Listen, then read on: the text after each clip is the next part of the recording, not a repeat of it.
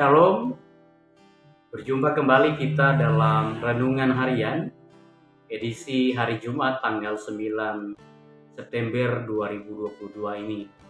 Dan sebelum kita mau merenungkan firman Tuhan, mari kita terlebih dahulu bersatu hati di dalam doa. Kita berdoa.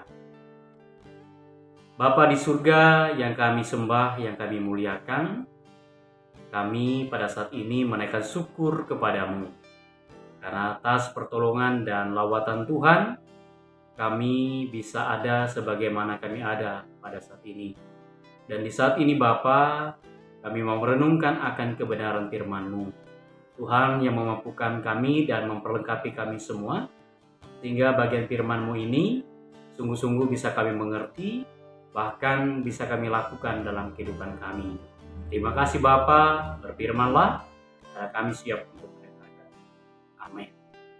Bapak Ibu yang dikasih dan diberkati Tuhan, nas yang menjadi dasar untuk perenungan harian pada saat ini yaitu dari kitab 2 Petrus pasal yang kedua ayat yang pertama sampai dengan 10a dengan judul perikop yaitu nabi-nabi dan guru-guru yang palsu.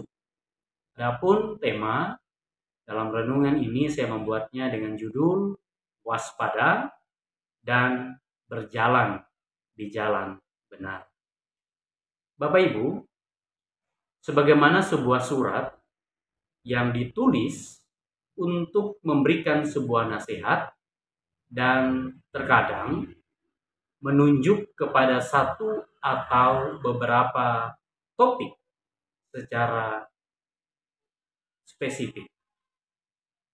Bagian surat dari Rasul Petrus yang kita baca pada saat ini menunjuk pada keberadaan yaitu guru-guru palsu.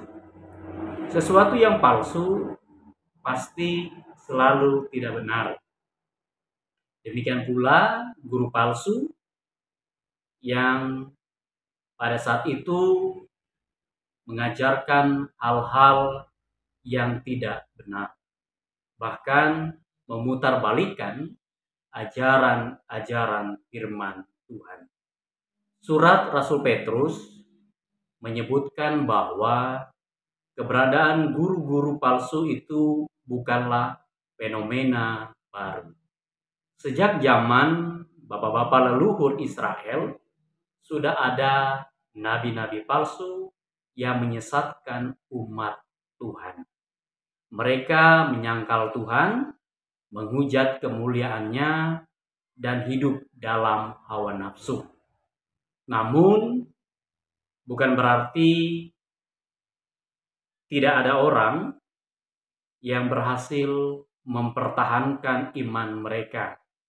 Sebagai contoh, Nuh dan Lot adalah orang-orang yang tetap beriman, sekalipun hidup di antara orang-orang yang sesat.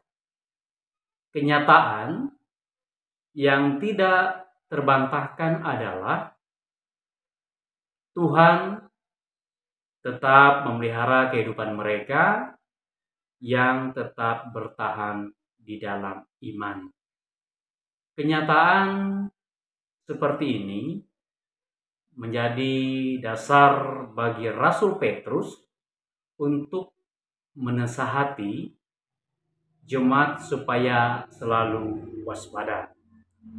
Di sepanjang masa akan selalu ada orang-orang yang mengajarkan hal-hal yang tidak benar.